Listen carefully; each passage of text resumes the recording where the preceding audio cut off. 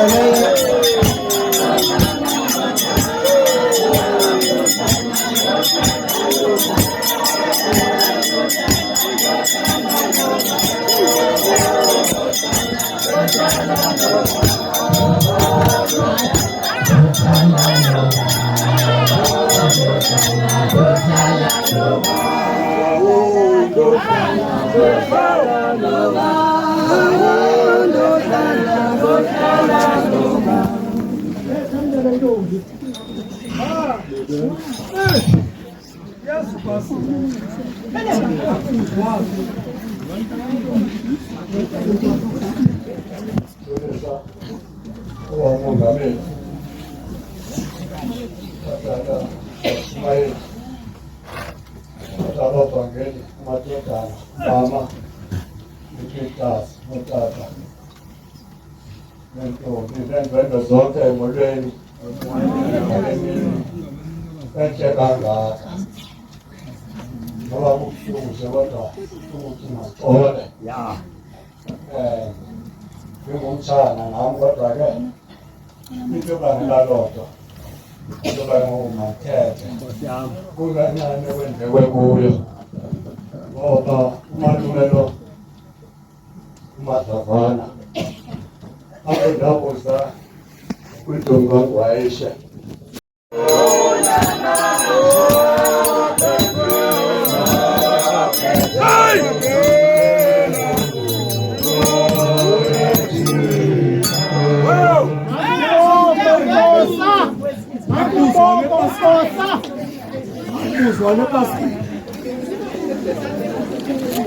Ulinde vice, awusuka kuhlokeni uza kuvice. Awubonga amaxesha protocols. Andizothetha ngobawo Mpeka. Ndithetha ndimele ubugosa. Ndithethela umrhamente.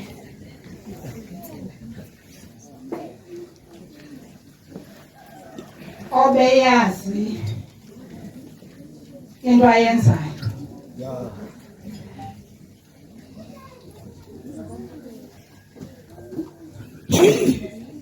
Uba Mpeka okokuqala nje ngutatomkhulu wami. Yile ndithanda ukhatana wabe ndingcwaba naphezulu. Yanyanzeleka uba ndizomkhapha. Tatomkhulu wami nkosikazi yakhe nguMandlovu, umakhulu wami zidla ekhaya ngoswele umalusi.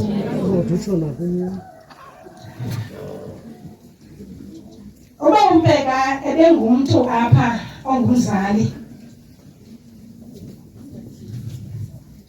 njengomphangeli kutshiwo bengabe ebhananeni. Ufika ndilapha ke suka kwele bhanana. Wafika engumrhamente othobekileyo novayo. Engathi ukhokhelwa ngabantwana, engathi ugoswa ngabantwana, ebephatheka bengelilo icephe. Lona liphatha liphephe. Ebugoseni ke utata Mpeka ebesakwazi uhamba ngelo xesha. Kodwa khange asisokolisana xa sekunzima ekuhambeni. Bekuthunyelwa nje umsebenzi asabele awenze ngendlela efanelekileyo. Nanjengomntu ongazange agitywe wazizisa apha kuba eyiqonda uba uyayazi into ayifunayo enkosi. Ngangqona letsiko zayo. Ubhuti lo kodwa umkhokheli wakhe ubudini nomyosihlandeka. Ancedakala ke kodwa ndandisanda uba ndimkhokhela ndabuza ukuthi hayi ndingakhokhela ubhuti wam kanjani. Andizuthetha nexayo abantu baxa bayathetha uba bayihlabisa bane-apartheid. Kanti nam sendincedakele. Wathi yena ithi lapha emalini ithi igcwalisele kaloku nam ndingasuvela kakuanayo imali oqeda igcwalisele. Wazigcwalisele yaba ke ndiyancedakala. Bendimpetha kahle ngenxa yakhe nabekahamba phambili bendibetha ndithi hayi kaloku sugijima kaloku nanayo imali. Wathi awunayo imali kanjani. Ndithi hayi gcwalisele ke andigcwalisele. Athi ithi mhlawumbi uzothandela ndizalisayida. Hayi ke malabe ngoxolo bejambasi enkosi.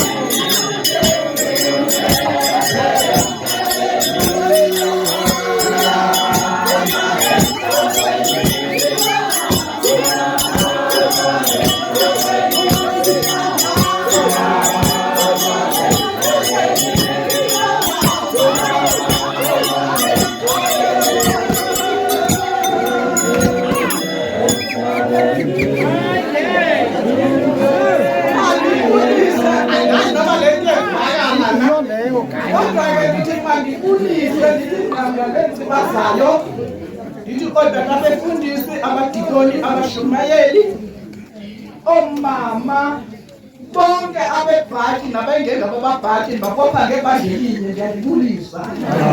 Igqithe ndibulise ke ngoku iziphathamandla zelali, inkosi nezibonda zayo ngegama lenkosi yethu Yesu Kristu. Amen. Niyabona imanflethi incedile laki bekunzima kule lali.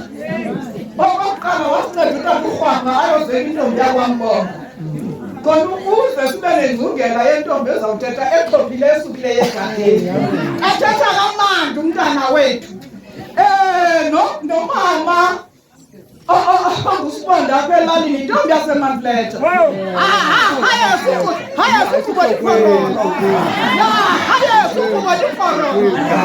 Nami inkomo lam yintombi yasemanfletha.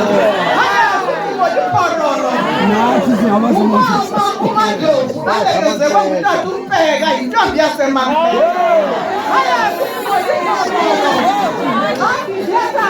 Zithatha ngohlobo kunomzwa kwatata uMpeka. Ndithetha ngotata uMpeka bantakwethu, akuzude sithi kungathi kubi kwaphela.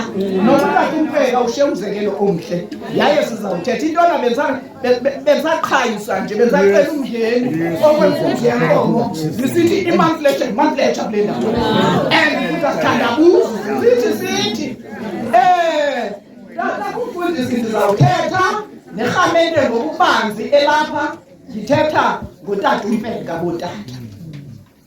Utata uMpeka lo endizawuthetha ngaye ke ngutata lo obebengumhlobo womyeni. Umyeni wam bethi xa kefike vele eMontes ofisini aqhuba imoto athi, nkosikazi masihambe sibheke kwamphandle sawuyitya khona isapha. Imoto ime apha, abantu bengalindelanga abantwana, singene aphithizele umama Ndlovu nentombi zayo, azole utata uMpeka athi ngathi xwaka avuye. Ufike bethethela phantsi kanti yalelo bebeyithetha ngoba bobabini kwamazalo beyethethela phantsi xa bebobabini. Nganye imini ndohamba, ewe ndohamba, nganye imini ndohamba, ewe ndohamba, nganye imini ndohamba.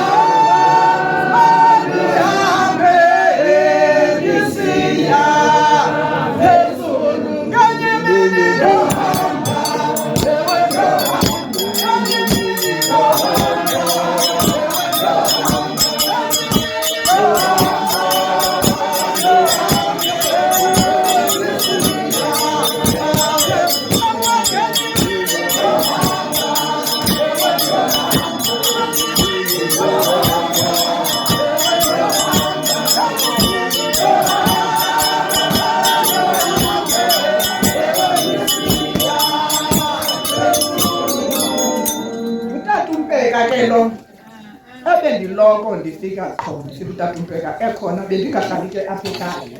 Kodwa khona into endifuna ukuyimangalela apha kwaRhwapa. uRhwapa unento embi. Bantu bakwaRhwapa ninento embi nonke nenkosi legquma uthetha. Abafuni kuthetha isisuthu, bandifundisa isisuthu. Khona ngoku khona umntana othe kakakaretso mona ndangayazi ikakaretso uba yintoni. Ndaqaphuka ndathi abantu bakwaRhwapa babikabi. Yintoni into abantu bakwaRhwapa ingakuthi isisuthu? Hayi ndiyayithetha kodwa. Nomfundiso lakho ndingathetha isiXhosa. Hayi kwabona. Utata uMpeka ngutata obekelulamile. In short, utata uMpeka estrong nje ukhulele kwatata ethiwa utata uMamlanga. Ndifike mna ndingumakoti ngabona phaa efika yena ezifana engekazeki, engekaphandwa lelibhelukazi elimanzandonga akazekayo apha. Ewe intombi yakwaNdlovu intombi entle. Wathi ke xa bantwana babini wazeka utata uMpeka. Ubehlala ke nomama ethiwa ngumama uMabhlango unoThaweni. Umama obekethemba idolo, umama obekethandaza. Ubemele ke ngoku utata uMpeka okoba makabe strong kanje. Bendimthanda ke naxa senkonzweni utata uMpeka. Bahlale phaya emva benotata uGijima bazole. Yathi esandabikho utata uGijima ngamanje uJohn Tata Mpeka wahlala kulaa ndawo yakhe akayiyeka kodwa kukho into uTata Mpeka eleke balasele ngayo lululamo nothobeka Tata Mpeka yethobekile naselalini zange noTata Mpeka thobekene ecaweni uTata Mpeka kukhona into ebebesibetha ngayo uTata Mpeka ibithi xa kuthiwa kuyanikelwa i-pledge card yakhe iphele qala thina singekagqibi sisakasalazi uTata Mpeka asishiye athi kuyashiyashwana kwamantshontshenkuku uTata Mpeka abethe ahambe ngokwaqatso lwakhe akanikwe uThixo ethina besimane sinamanana lilonke sithi uTata Mpeka ke ube ngumntu ke nani naqonda bebeyitown fellow mos itown fellow ke yilethi xa uza kuyo uthi uyifake iviksi emehlweni kanti ufake ilihlweni acimeliseli ithi xa usuka athi asiyo eyiyonke uTata Mpeka ke njalo bengeyomfama kwaphela besijonga izinto emva kokuba hayi asiyiyole yiyole belinyani ke elithi uTata Mpeka ube ngumntu ostrong ngokufowuna afowunele umyeni xa izinto zihamba rongo athi mphato ndifanele ufowunele kulapha eofisini into ethile inje nyani aphenduleke uTata ndithetha ukuthi ke ngabantu ebebevana kakhulu uTata Mpeka beke nokulali uTata Mpeka ube nenkonzo okugqibela mandinixelele rhamente elapha nonke laa rhamente ephaya ezantsi ayisoze yangqunga naphakade ngoba inesibethelelo somzi wabantwana bakwaMpeka loo nto ke asiyithandabuzi siyayazi ukuba injani ndiza kubantwana bakaTata Mpeka ndithi qinani ke ningasabuyi umva bantwana bakaTata Mpeka nonke nomelele rhamente elapha engcwele kaThixo muthandazele umzi kaTata Mpeka usathana uhambele kude nawo enkosi tata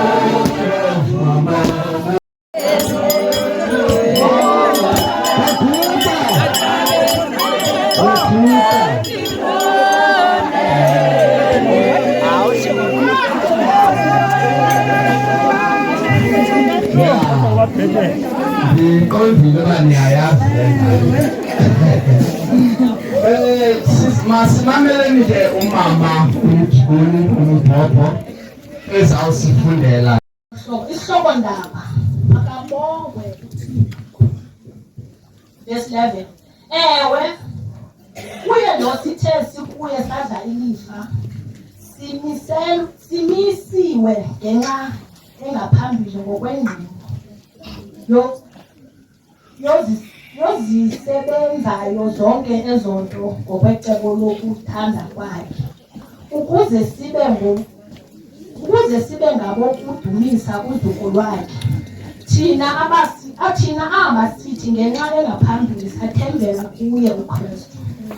Enitheni kuye nani nakuliva ilizwi lenyaniso, indaba ezilungileyo zokusindiswa kwenu enithe nakukholwa nokukholwa kuye, natyinwa naqiniselwa ngaye umoya oyingcwele wedinga osisinyaniso selifa lethu, ukude kugqibelele ukukhululeka ngentlawulelo kwabo bazingqobo kuyo, ukuba kudunyiswe uzuko lwakhe. Yanga inkosi ngasikela ukufunda kwesifundo sango kudela ngaphatha. Masibulele ke kumama uMdikoni uMbhobho ngokusifundela esi sifundo sethu esilapha kule ncwadi yase-Efese chapter 1 verse 11 to verse 13. Ndicela ke sibeke nje umnwe kulamazwi aphaya kuverse 13, amazwi athi natyinwa naqiniselwa ngalo idinga lomoya oyingcwele. Nkosi ke mayisikelele ithamsanqelise ukubekwa kwala mazwi ngoku nangona phakade. Amen. Mandibulise kobawo umongameli, ndibulise umama uMdikoni, omama umongamelikazi abakhoyo, abashumayeli, abavangeli, amadodana, umzi wonke wakwaKhoap, izihlobo nezalamane, umzi wakwaHlathi, umzi wakwaNdlovu, naye wonke umuntu olapha ngaphakathi kwale ntente ngale mini yanamhlanje. Mandinibulise ngelihle igama lenkosi yethu enguYesu Kristu. Amen. Okokuqala ke mandiqale ndithi masimbulele uThixo, sibulele nefamily yakwaTata Mpeka ngokusiboleka uTata Mpeka iminyaka athe sanaye ngaphakathi enkonzweni kaThixo. Ebesithi ke naxa sifika apha ekhaya sifike ke sivuliwe ingcango, singene sidumise naye. Xa sigqiba ukudumisa naye siphume ke, kuba into ebesibe siyizele ukuzodumisa naye, kuba asifuni into yoba umuntu xa esengasenawo amandla okubheka ecaweni angamfumani usiyakudumisa, njengokuba naye ebeqhele kumva ngexesha ebesamana ukuzihambela ukubheka ecaweni. Into ke ibibangela into yoba singene apha kula masango, besifuna into yoba amve naye usiyakudumisa lo amaziyo. Okwesibini ke, mzi walapha ekhaya, after the storm there is a rainbow. Ndiyazi into yoba nizifumana nikule meko abathi abantu abake bakhumsha bathi morbid condition. Siyayazi sonke nathi singabanye asisenabo, sesishiyeke ngabazali nganye. Ndiyayazi into yoba nizifumana ke nikuloo meko ye-morbid condition. Masibulele i-moral support enifumeneyo kubantu bonke, izihlobo nezalamane, ngakumbi nakuwe mongameli umfundisi uqobo, obemane ethi xa kukhona into amane efika apha ekhaya nabanye ke abaye bafika bezothuthuzela abantwana belikhaya. Siyababulela kakhulu. Nathi sasilapha sizothetha nabo ngaloo mini sasilapha ngayo. Uzuqonda into yoba yayimnandi inkonzo, ndade ndalibala nale jasi ndiyinxibileyo. Ndayikhumbula xa ndifika edolophini ngenxa ke yobumnandi benkonzo ngaloo mini. Singabulela kakhulu ke mzi walapha ekhaya, abantu bonke nenze njalo ke kumakhaya onke. Masihambe ke ngokuba natyinywa naqinisela ngawo umoya oyingcwele kaThixo. Ngubani obhala le ncwadi? Ndikhawulezile ke ngoba ixesha asisenalo. Umpostoli uPawulos ubhala le ncwadi eyibhala phakathi kwencwadi ezi13 azibhalayo. Iyenye ke yencwadi ezibizwa ngoba zii-prison letters, ngoba kukho i-prison letters, kukho i-missionary letters, kukho i-letter of joy. Siyazicula ke thina nizizazi. Kukho ne-letter ezibhalwa to the individuals ezifana noTimothy noPhilemon njalo njalo. Kodwa le incwadi yona yodwa uyibhala engaphakathi entilongweni. Into ke okanye ayicelayo kweli bandla lase-Efese inye yi-unity ne-oneness ngaphakathi enkonzweni kaThixo.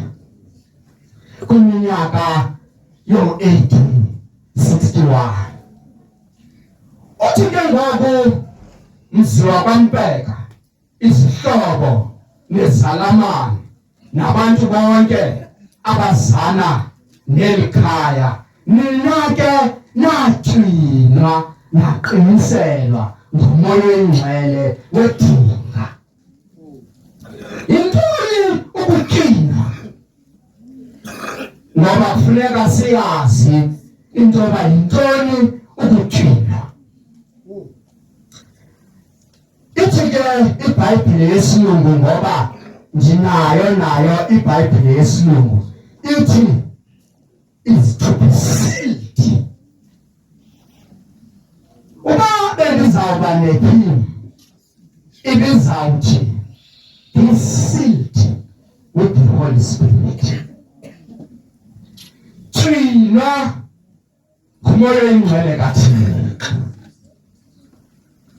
Into ke etyinyiweyo okanye e-sealed, apho ndandike ndasebenza khona kulaa mihlaba yaseKapa, ndandisebenza kwindawo eyayibizwa ngoba yi-dispatch. Sasithi xa sizawuphuma itrakhi ezibheka eMozambique, ezibheka eNigeria, ezibheka kwindawo ngeendawo ezizawubheka kuzo, zithi zagqiba kulayishwa izi-supervisor iphethe iscan izotshekisha into yoba lo mthwalo ulayishwa apha nguwona. Ithi emveni koko ithathe ii-documents ibheke nazo e-ofisini yase-dispatch izikaptcharishe ekhompyutheni. Ithi yagqiba ukuzikaptcharisha kuphume into kuthiwa yi-seal, i-log track. Ngoba akufuneki uba ihambe qha apha endleleni, izawuvulwa apho ibheka khona nalo mthwalo. I-seal ke abantu abasebenzisa iimoto bazawuyazi xa sithetha nge-oil seal, izinto silisha into ezifana nalanto engena phaa kwisampu ndiyilibele igama layo kodwa isi i-oil filter i-oil filter phambi koba ifakwe kwisampu kubakho isili ngoba xa kungekho isili kuzawuvuza i-oyili okanye kungene idasti ibheke ngaphakathi kwi-crankshaft. Xa ifika ngaphakathi kwi-crankshaft inokhe injini ngoba kufuneka kukhona isili ezawusilisha i-injini. Abantu abasebenzisa iifowuni ze-contract ithi xa isiza ifowuni ye-contract uzoyidilivela ifike isilishiwe kude kubhalwe kuthiwa if the seal is broken ungayithathi le fowuni ngoba izawube kwenzeke into engafanelanga into yoba mayenzeke ngoba isilishiwe. Noba niyayi-understanda ke ngomsili uba isili into enjani. Uthatha loo nto ke ngoku apha umpostoli Pawulos uthi nina naqiniselwa natyinwa ngomoya oyingcwele kaThixo. Umntu ke otyinyiweyo ngomoya oyingcwele kaThixo ufana noTata Mpeka. uTata Mpeka betyinyiwe ngomoya oyingcwele kaThixo ngoba ubesithi xa ithetha nawe athi ewe tata ewe mama abe nesimamva ngoba utyinyiwe ngomoya oyingcwele kaThixo. Umntu otyinyiweyo ngumoya oyingcwele kaThixo uqala kuqala uThixo amxebule athi emveni koba emxebule amlungise alungiselele nendlela azawuthetha ngayo alungiselele nendlela ozamva ebulisa ngayo uve kuthiwa le indoda belingafakwe libuye nodaka kodwa kuthi ngenxa yoba utyinyiwe umvesithi xa uthetha naye ewe tata ngoba utyinyiwe ngumoya oyingcwele kaThixo. Mzi walapha ekhaya ndikhawulezisile abeke kule nkonzo yethu yama-United apho okanye uwesile phaa emaculweni kupage 272 kulapho sityina khona amarhamente xa ezawungena apha ngaphakathi enkonzweni yethu. Kuthiwa uyazimiselana ukuba wena uzawuma umele inkonzo nebhanile yakho ngelizwi likaThixo athi umntu ndiyakuzimisela ndiyakwenze njani uThixo engumncedi. Ngoba sibatyina phaa kupage 272 apha emaculweni yethu. Aphinde abuze umfundisi athi uyazimiselana ukuba uzawuyenza imisebenzi efaneleyo kaThixo nangohlobo olufaneleyo. Athi umntu ndiyazimisela ndizakwenza njani uThixo ngumncedi wam. Athi kuMateyu chapter 18 ngoverse 18 xa sekwenziwe njalo okubotshiweyo emhlabeni kubotshiwe nasemazulwini okukhululeyo emhlabeni kukhululwe nasemazulwini ngenxa yento yoba utheni ubotshwe watyinwa apha ezantsi emhlabeni. Mandikhawuleziseke mzi oyingcwele kaThixo. Umntu ke uthi uba angene atyinwe azamkele izinto ezifaneleyo ngaphakathi enkonzweni kaThixo abe sildi ngumoya oyingcwele kaThixo athi uba abe sildi ngumoya oyingcwele kaThixo ezawuthetha iindaba ezilungileyo zikaThixo afiki kuSathane.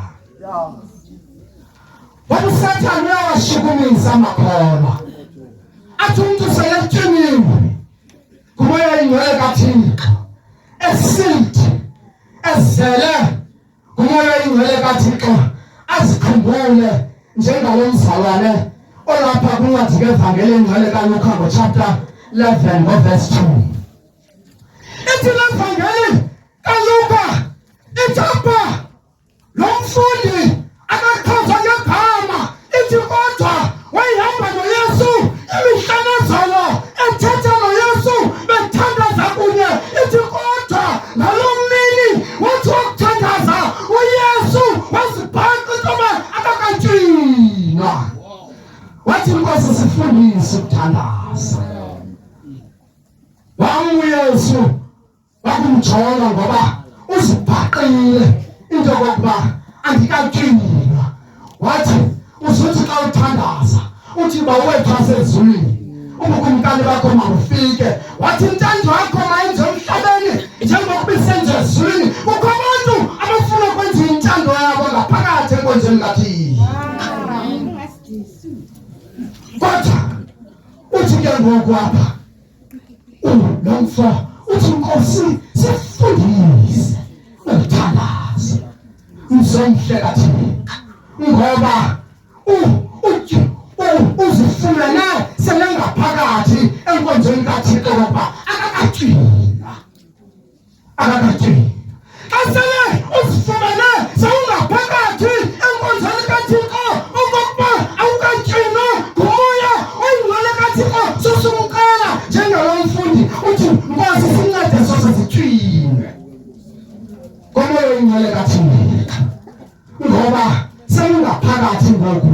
Into soyicela ngoku ukuthi sosuncede utshine ngumoya oyingcwele kaThixo. Masikhangele incwadi ka1 Samuel ngochapter 16 verse 30. Sikhawulezile mzomhle kaThixo ngoba ixesha lisishiyile. Be sealed with the Holy Spirit. Ithi incwadi ka1 Samuel ngochapter 16 verse 13. Ithi ngenxa yoba uSawule wona watshona ebusweni bukaThixo wamsusa uThixo ebusweni emsebenzini wakhe ngenxa yoba onile uSawule. Uyasuswa esihlalweni ecaweni xa ungenzi kakuhle ngoba ubungabekwa ngaphaya kuba usazi kodlula abanye abantu. Ububekwe phaya ukuze wenze umsebenzi kaThixo. Ithi le ncwadi wasuswa uSawule esihlalweni. Wathi wasuswe uSawule esihlalweni. Ithi le ncwadi walila uSamuel elilele uSawule.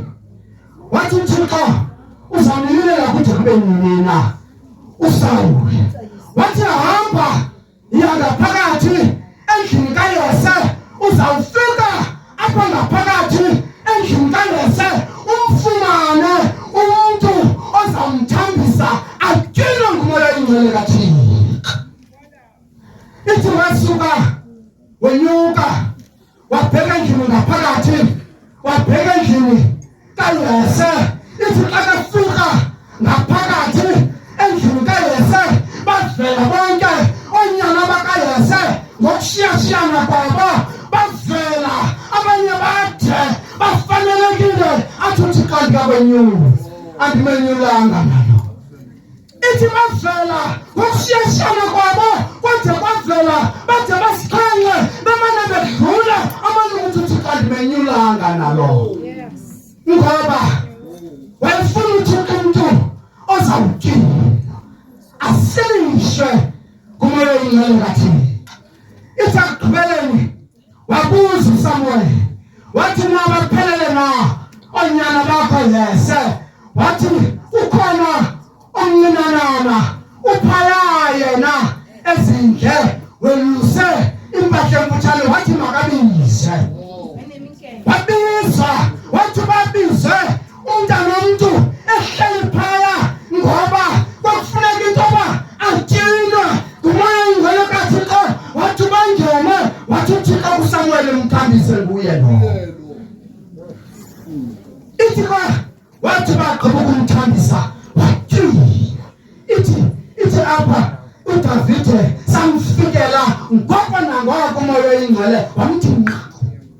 Umoya oyingcwele kathi emveni koba emthambisile ukuze ke ubone intoba wayithambisiwe uDavide wayityeliwe ngumoya oyingcwele kaThixo simva ngenye imini esithi noba ndingahambe ekuthula emfuleni othunzile kufa andoyinkinto ngoba unam wena ngoba utyeliwe mzomhle kaThixo simva ngenye imini esithi dala phakathi kwam inhliziyo ehlambulukileyo athi agqiba athi ungamsusi umoya oyingcwele wakho ngaphakathi kwenu ngoba watyunga mzomhle kaThixo wasilishwa ngumoya oyingcwele kaThixo simva ngenye imini esithi uYehova owandikhupha ethubeni lebhere nasemlonyeni wengonyama nguye uyakundisusa nakuloo mfilisti ngoba utyiliwe mzomhle kaThixo siza kuni mzwa lapha kwaMpeka izihlobo zalamani abantu bonke abazana leli khaya sizoyithwina apha ekhaya ngomoya oyingcwele kaThixo sizothi apha kweli khaya lakwaMpeka mawungaphumi umoya oyingcwele kaThixo usilishe eli khaya ngokumka kwale ngwevu kodwa makubekho isidlo of the Holy Spirit kweli khaya lakwaMpeka ngoba xa bethe basilishwa khamento engcwele kaThixo ngumoya oyingcwele kaThixo zizawuthanda ufika uSathane bafana noYesu ithi ivangeli kaLuka ngochapter 4:1 ngoverse 4 uYesu ngenxa yentoba umoya oyingcwele kaThixo ubumtyelile wamthatha wamphatha entlango ithi kodwa xa ifika entlango wafika apho wabambabambana noSathane ithi kodwa ngenxa yentoba ebetyhiniwe ngumoya oyingcwele kaThixo uYesu wathi uSathane wamthatha wammisa enkokhweni wathi makajonge ubunewunewu belizwe uSathane uzakuthatha akubeka enkokhweni akubonise ubunewunewu belizwe akubonise zonke ezi zinto zelizwe kanti ngalo lonke lexesha udlala ngawo uSathane kwawuthuba uphela ubunewunewu belizwe uvele kuba ebedlala ngawo uSathane ithi wema uYesu wathi suka emva kwamSathane ngoba uYesu ebetyhiniwe ngumoya oyingcwele kaThixo khanante engcwele kaThixo ndikhawulezile ke ngoba ixesha selisishiyile kodwa ke ngoku masike sijonge ingozi yokudibanisa ke ngoku umoya oyingcwele kaThixo nomoya ithi apha ngoMateyu chapter 12 verse 43 to verse 45 ithi umuntu ukuba uthe waguquka wangena umoya oyingcwele kaThixo watyinwa kumoya oyingcwele kaThixo ithi akamncama umoya omdaka uhlala amkhangele uyithi uhamba nomoya uzingela indawo yokuhlala emimangweni nasemifuleni uhamba ukhangela indawo yokuhlala umane uyotshekisha kulaa mntu uba ayikafumaneki indawo ithuba ithe yafumaneka indawo libe libi kakhulu ikamva lo mntu ngoba ubuya umoya iphindaphindane kasixhenxe kunakuqala ibhebi lenze libe libi ikamva lo mntu ngoba usuke ngoku uphume umoya otyhini ngawo mzwa lapha ekhaya izihlobo zalamani ndikhawulezisile sizoshiya apha ekhaya umoya oyingcwele kaThixo sizonicela apha ekhaya okokuba umoya oyingcwele kaThixo mawuhle utyhine eli khaya utyhine izihlobo nezalamani zeli khaya zibe nesimo ithi akugqibeleni bathi bonke abantu bebeze apha ngale mini yokuhamba ngukaTata uMpeka baphume besithi ngenxa yentoba nathi sifumene into ethi ngokuhamba ngukaTata uMpeka kukho amathuba wentoba umntu kufuneka asilishe kumoya oyingcwele kaThixo. Baphume besithi sifuna nathi ukusilishwa kumoya oyingcwele kaThixo. Kumuntu osishe kumoya oyingcwele kaThixo, zithi kazimane sifike izinto athi ndiyazi ngobukhulu wami ke. Wasukane phezu kwethulu lomhlaba ngoba uzisilishe kumoya oyingcwele kaThixo.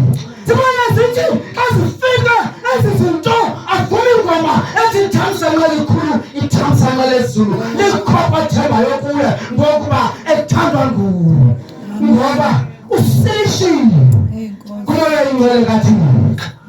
Xa zifika izinto umuntu osilishiweyo kumoya oyingcwele kaThixo akanyangazeli.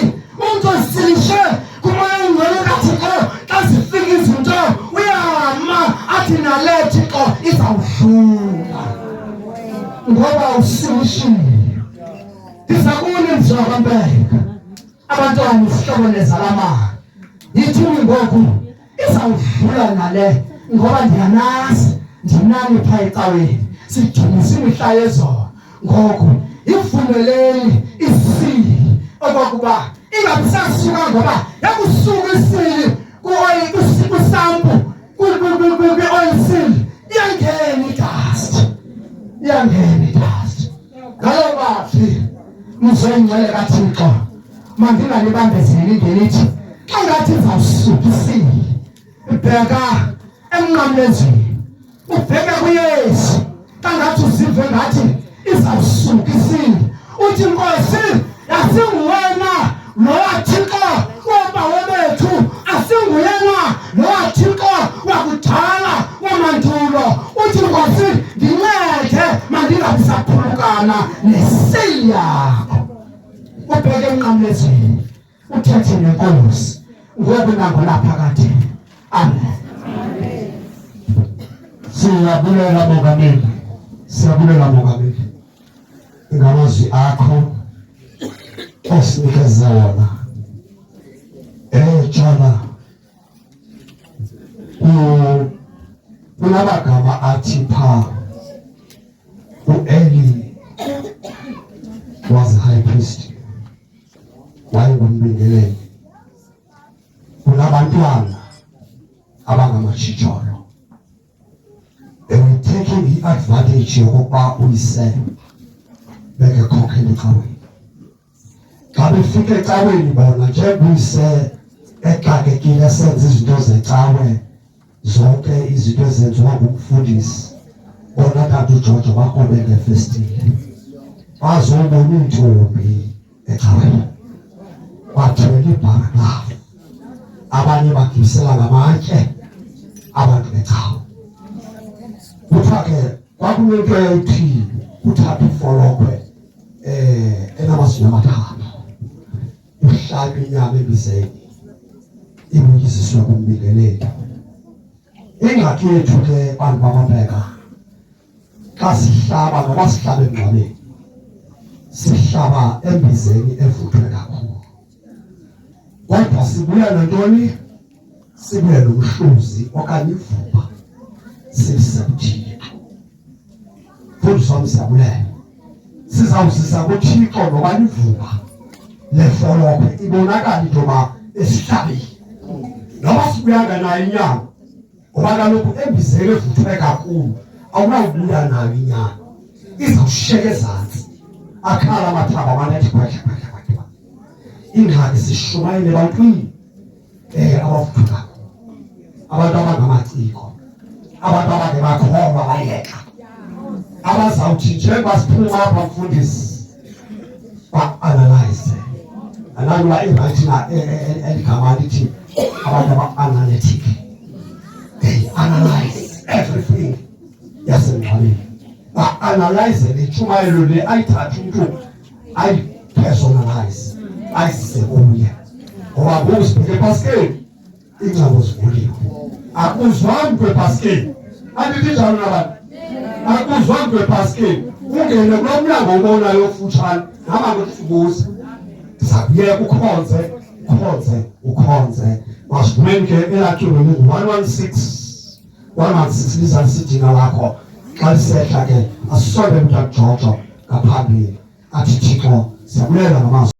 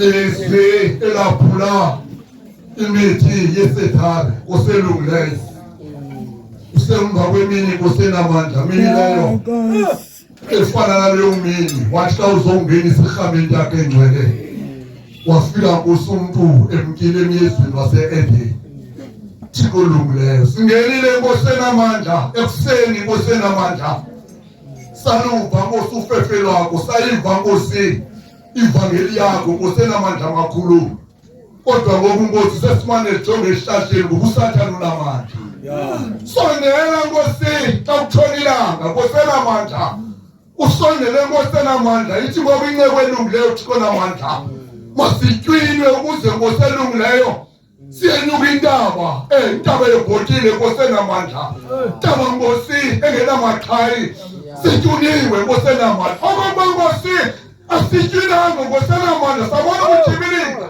ngoba intaba esiyinyukayo intaba yebhotile ngoselungileyo intaba eyingcwele xa kutshonilanga kulaa mzi ngoku wakwaMpeka ngosenamandla xa kumane simngizalwazi kumane kumka amadoda kodwa ngosenamandla sihlala kwilizwe esisakuhlala kulo sibaphakathi kwamadabi awasithandabuzisayo naxa kunjalo Nkosi siqala ukutywina emoyengcwele ekuseni nje azawuthonila kube nguThixo wethu sibe ngabantu bakho ezinto Nkosi sizicela sukuthembile ubuzawusenzela sizibange Thixo olungileyo bakhona abantu ababangayo sizibange ezi zinto kuba Nkosi izinto zezulu Thixo namandla amakhulu hlala kweli khaya ube nguThixo weli khaya ukuze Nkosi ungasusi umoya wakho engcwele sikucela ukusukuthembile uzawusenzela ngoJesu Kristu Nkosi yethu amen.